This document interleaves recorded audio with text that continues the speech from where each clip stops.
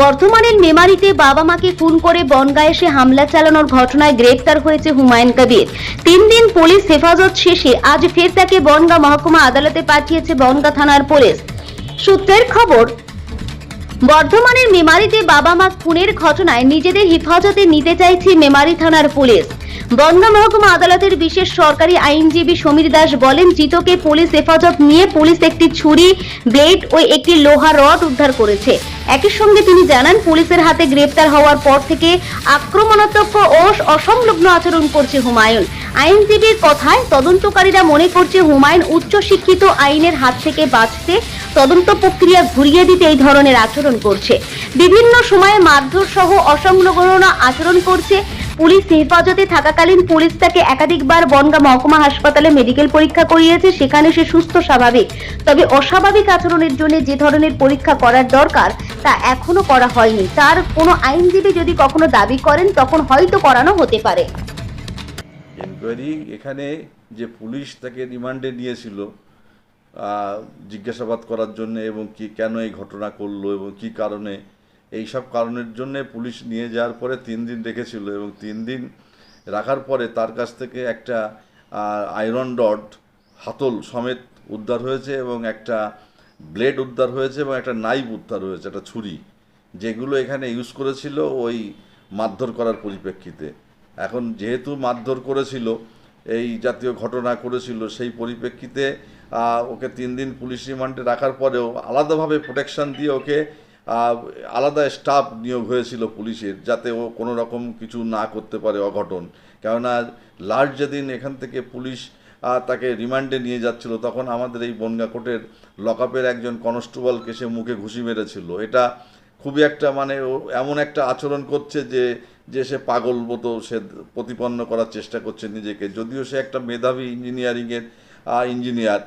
এ কেন করছে আমাদের বোধগম্য হচ্ছে না। ও হয়তো জানে যে বিশেষ শিক্ষিত থাকার কারণে যে যদি কাউকে পাগল প্রতিপন্ন করা যায়, ডাক্তার রিপোর্ট যদি আদালতে পেশ করে যে পাগল, তখন কিন্তু তার কোনো ট্রায়াল শুরু করা যায় না। যতক্ষণ না তাকে সুস্থ করা হবে ততক্ষণ তার বিচার কোনো মতেই করা যাবে না। সেইটা হয়তো হতে পারে, সে জানে যে এরকম যদি সে পাগল প্রতিপন্ন করতে পারে নিজেকে, মেডিকেল রিপোর্টে ডাক্তারের বোর্ড গঠন হবে, সেই বোর্ডে যদি দেখা যায় যে হ্যাঁ সত্যি সত্যি পাগল হয়েছে সে অ্যাক্টিং করে, যেরকম আমরা বোম্বে ডাইং কেসটায় দেখেছিলাম, বোম্বে ডাইংয়ের যে মূল আসামিটা সে পাগল প্রতিপন্ন হয়েছে, কিন্তু এখনও পর্যন্ত তার বিচার শুরু করা সম্ভব হয়নি।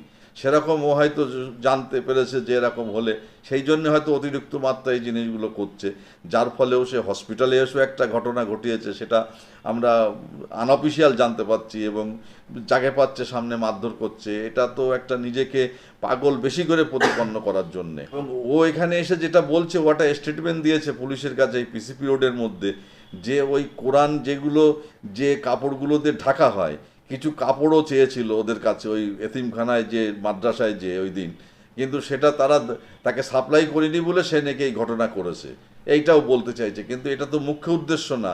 একটা জিনিস চাইলো, কাপড় দিল না কোরআন ঢাকার জন্য, তারপরে এরকমভাবে তাদের অ্যাসাল্ট করবে, এটা আমাদের মাথায় ঢুকছে না। যাই হোক, পুলিশ তদন্ত হবে। আলাদা কোনো উদ্দেশ্য ছিল হয়তো, শুনেছি যে বাংলাদেশে বর্ডার কত দূর এইসব খোঁজ খবর নিয়েছিল, হয়তো পালিয়ে যাওয়ারও ছক থাকতে পারে, অন্য কোনো হয়তো তার সঙ্গে কোনো যোগাযোগ আছে কি না কোনো জঙ্গি সংগঠনের, সেটাও এখনও বোঝা যাচ্ছে না জিনিসগুলো। কেননা সে দিল্লিতেও ছিল, বিভিন্ন মাদ্রাসার সঙ্গেও যোগসাযোগ আছে। এখন জানি না যে কী ধরনের ঘটনা ঘটেছে।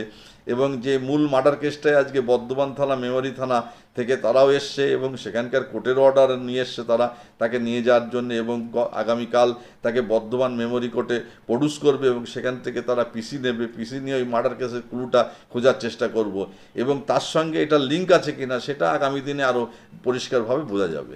ডাক্তারি প্রাথমিক রিপোর্ট কি বলছে, মানে এটা কি ডাক্তারি প্রাথমিক রিপোর্ট, এটা তো এখনই বোঝা যাবে না যে পাগল।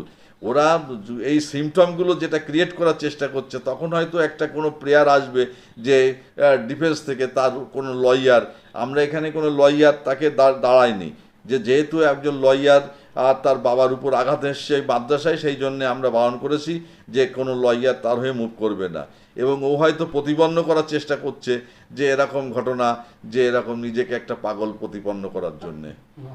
পুলিশের পক্ষ থেকে তোকে প্রতিদিনই মেডিকেল করানো হয়? হয়েছে? মেডিকেল করানো হচ্ছে, এ মেডিকেলে প্রমাণ হবে না, হয়তো ডিফেন্স কাউন্সিল থেকে ওর যে উকিল হয়তো বর্ধমানে দাঁড়াবে, সেই বর্ধমানের উকিলবাবু হয়তো প্রেয়ার দেবে আদালতের কাছে যে আমার মক্কেল পাগল, ওর ট্রায়াল করা যাবে না। তখন কোর্ট অর্ডার দেবে যে বিভিন্ন হসপিটাল, সরকারি হসপিটালের ডাক্তারের কাছে জানতে চাইবে, কিংবা স্পেশালিটি যাদের ডাক্তার আছে যে সমস্ত, তাদের বোর্ড গঠন করে সেইটাই প্রমাণ হবে যে প্রকৃত সে পাগল কিনা, তার মধ্যে সেই জিনিসটা কাজ করছে কিনা। যদি সেটা প্রতিপন্ন হয় তাহলে ট্রায়াল আপাতত স্টপ থাকবে। তার যে আচরণগুলি স্বাভাবিকভাবে দেখা যাচ্ছে, সেটা কি কোথাও আপনারা মনে করছেন বা পুলিশ মনে করছে, তদন্তকারীরা, যে আইনের হাত থেকে বাঁচার কোনো কৌশলই চেষ্টা চালাচ্ছে? হ্যাঁ, এটাও একটা হতে পারে, কেননা হয়তো ও যতটা না নিজেকে ততটা প্রতিপন্ন করার চেষ্টা করছে। ও জানে, ও তো বুদ্ধিমান ছেলে এবং শিক্ষিত ছেলে, ও হয়তো জানে যে আইনের এই প্রভিশনটা আছে, সেইটাও প্রতিপন্ন করা, কিন্তু সে করলে তো হবে না। মেডিকেল বোর্ড যতক্ষণ না তাকে সার্টিফাইড করবে কোর্টের অর্ডারে, আদালতের নির্দেশ ছাড়া, ততক্ষণ এটা কোনো মতেই প্রতিপন্ন হবে না যে এখানকার মেডিকেল চেক আপ সে সুস্থ ছিল কিনা এই 3 দিন, সেইগুলোই পরীক্ষা হয়েছে। সেগুলি তো সুস্থ সে। হ্যাঁ, সে মেডিকেলি ফিট আছে এখনো, কিন্তু আচরণগুলো করছে, এটা বাড়াবাড়ি করছে কিনা সেটা ভবিষ্যতেই বলতে পারবে, এবং ডাক্তারবাবুরা বোর্ড গঠন করবে, পুলিশ তদন্ত করে আরও জানতে পারবে যে বিশদ এই খুনের উদ্দেশ্য কী, এখানে আসার উদ্দেশ্য কী, এটা তদন্তে আরও বিশদভাবে জানা যাবে। আপনার নাম? সমীর দাস, বিশেষ সরকারি আইনজীবী।